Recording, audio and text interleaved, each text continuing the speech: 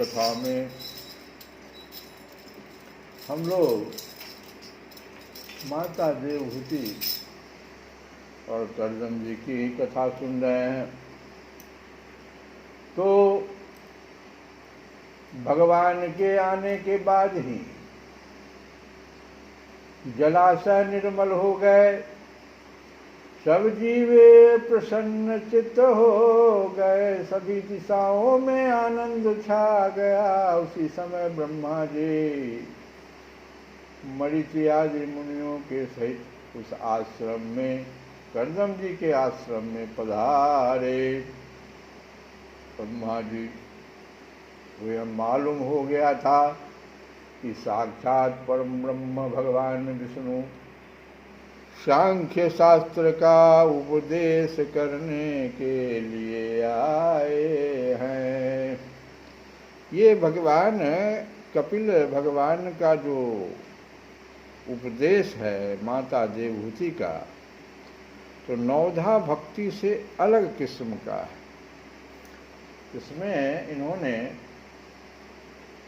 दर्शनीय भक्ति, एक नए प्रकार की भक्ति है, दसवीं भक्ति, जिसका कि श्रीमद् भागवत में भी चर्चा है, दसम भक्ति। ये भगवान कपिल के द्वारा दी गई देवहूति माँ की भक्ति है। इसको दर्शन भक्ति भी कहते हैं। और ये दर्शन भक्ति और अन्य जो भक्ति है, श्रवणम स्मरणम कीर्तनम इत्यादि, तो उन जो नवधा भक्ति है उनमें मन का होना आवश्यक है। जैसे श्रवण करना है तो श्रवण करने के लिए मन का भी वहाँ रहना जरूरी है। मन कहीं दूसरे तरफ चला जाए तो न श्रवण होगा, न कीर्तन होगा, न स्मरण होगा, न अन्य भक्तियाँ हों। लेकिन यह जो भगवान ने भक्ति दी, कपिल भगवान ने, यह दर्शन भक्ति कहलाती। इसमें मन का होना जरूरी नहीं है। कैसे? बहुत सुंदर सी बात। आप बाबा धाम जाते हैं, रास्ते में दर्शनीय आता है कि नहीं, सावधान हो जाना पड़ता है कि अब भगवान का दर्शन होने वाला है। ऐसे ही आप बालाजी जाते हैं, दर्शन की ललक, सुबह का श्रृंगार, 12 बजे का श्रृंगार भगवान का, और शाम का श्रृंगार अलग अलग किस्मों का।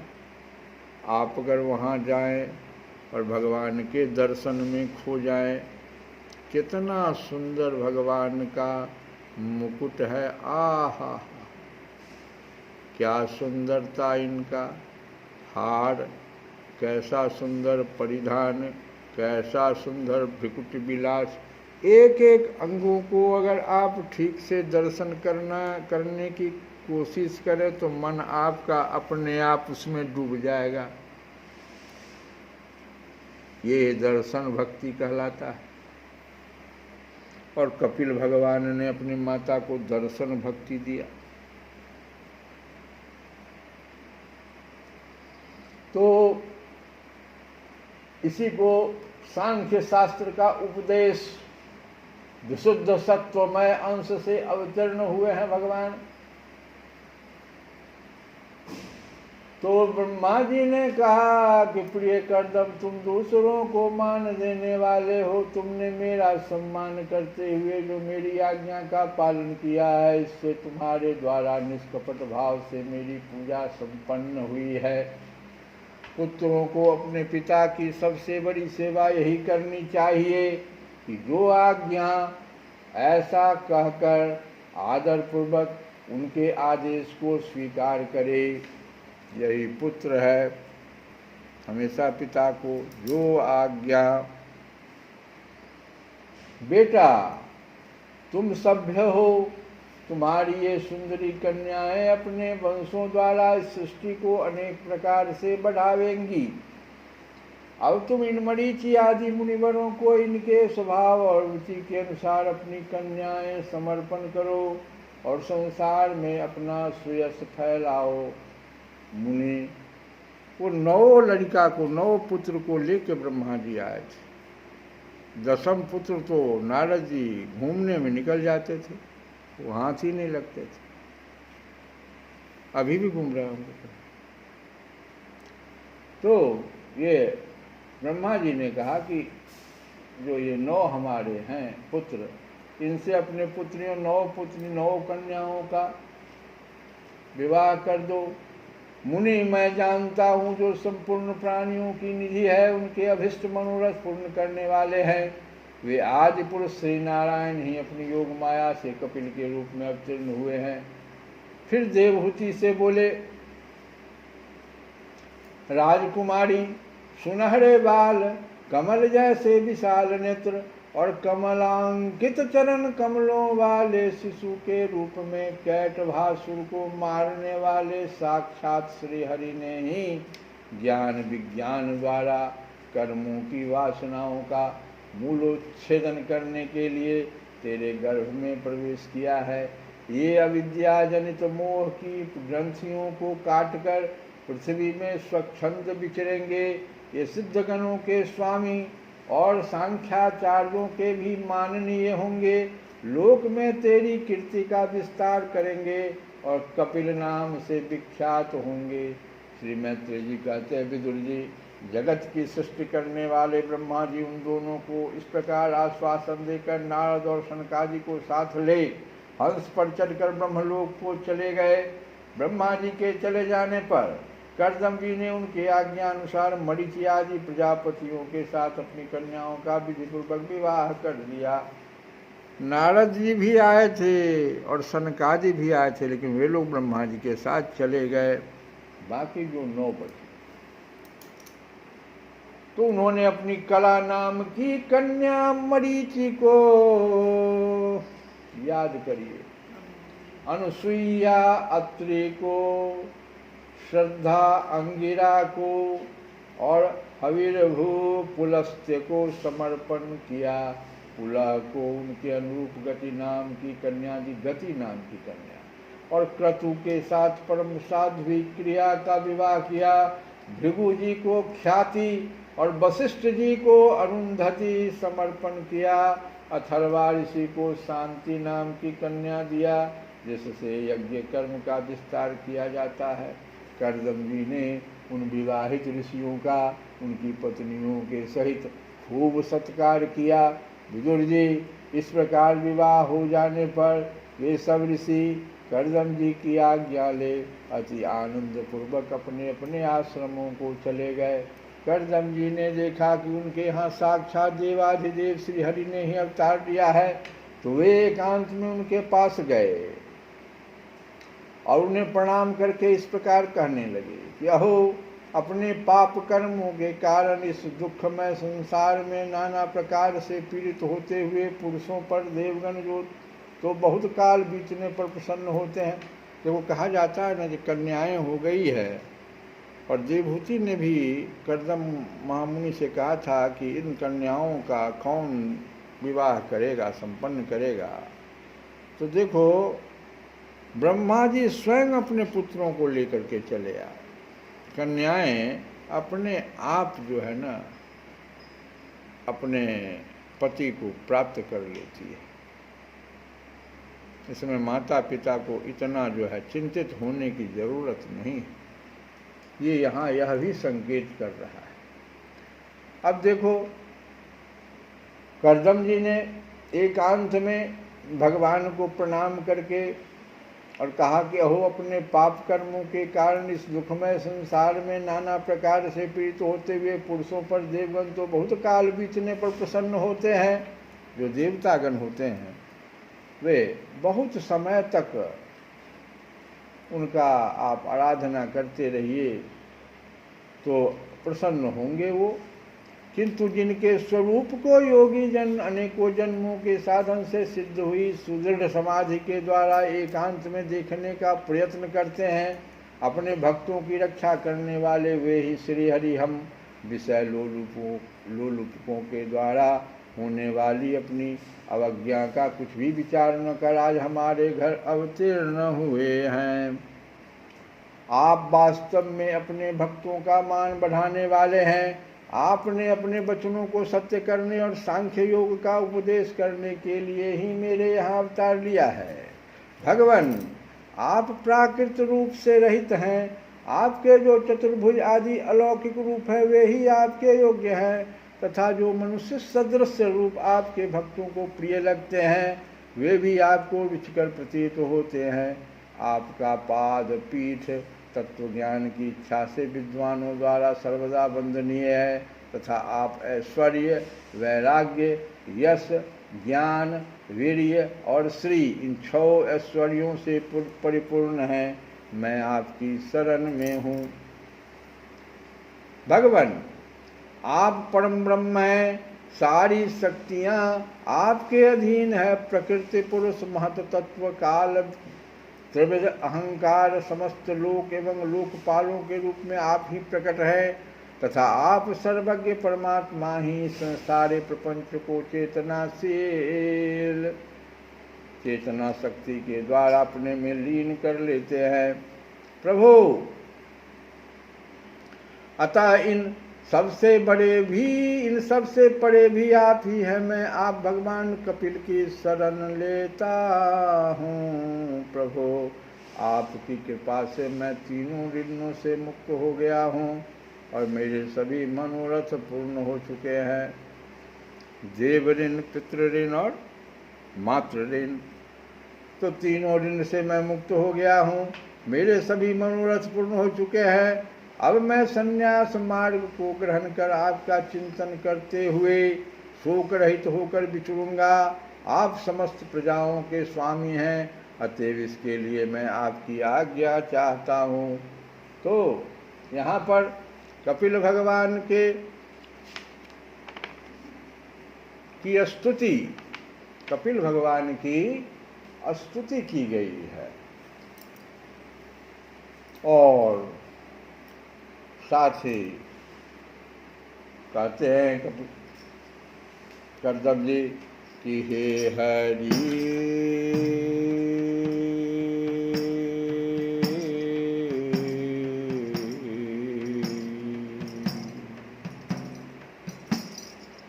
हे हरि,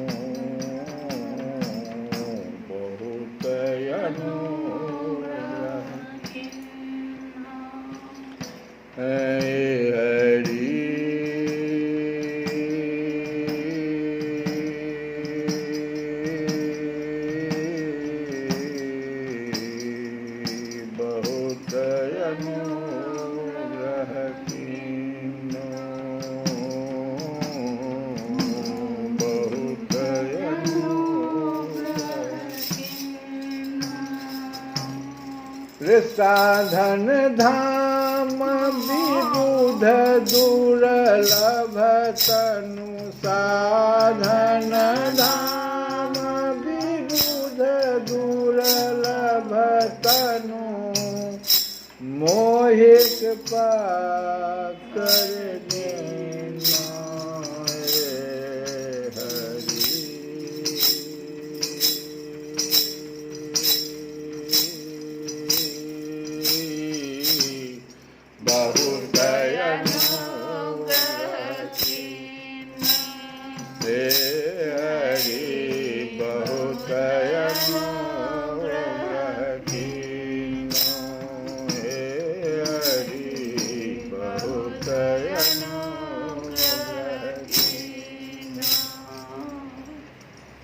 तो कपिल देव मुनि पद कमल सुंदर सुखद सोहाय,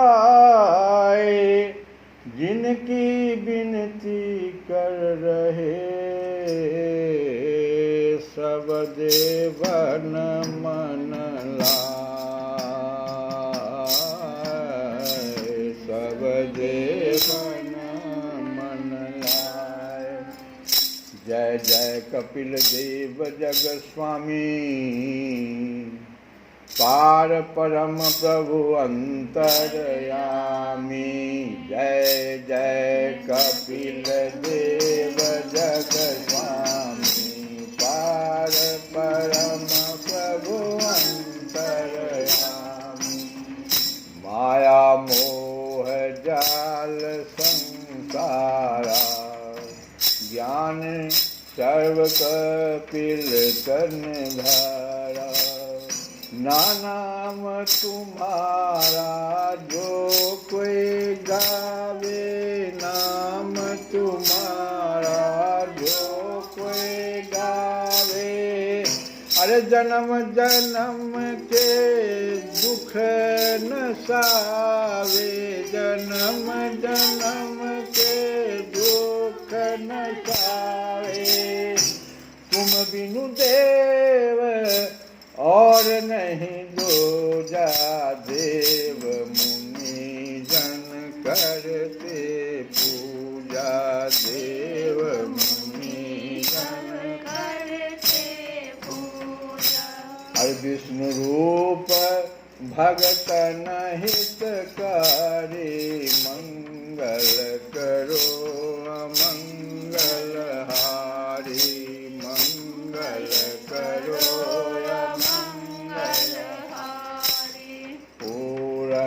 ब्रह्म सकल घटवासी। नाम जपे तो कट 84। नाम जपे तो कट 84। अरे हाथ कमंडल गले नाग विराजे। जटा शीस अति सुंदर साजे। आदि पुरुष भगवान निरंजन। आप ही हो प्रभु सब दुख भंजन। नाम लिए भवतापन साधे। वेद ऋचा ऐसा कह गावे। योगी ध्यान करत दिन रहना। नव पाते दर्शन निज नैना। तब पाते दर्शन निज नैना। और दीन बंधु दीन हितकारी। हरो पाप हम शरण तुम्हारे। हरो पाप हम शरण तुम्हारे। कपिल देव प्रभु नाम तुम्हारा। कपिल देव प्रभु नाम तुम्हारा। पापी अधम दुष्ट को तारा। पापी अधम दुष्ट को तारा। अरे सुन लीजो गुरुवर जी हमारे। सेवक तेरा वेद पुजारी। सेवक तेरा वेद पुजारी। इस प्रकार से इनका एक चालीसा है, जैसे हनुमान चालीसा है। तो पूरी चालीसा तो हम नहीं गा पाए, लेकिन यह चालीसा कपिल का जो पढ़े सुबह शाम। कष्टों से मुक्ति मिले। पूर्ण हो सब काम। बोलिए कपिल भगवान की जय। श्री कृष्ण गोविंद हरे मुरारे। हे नाथ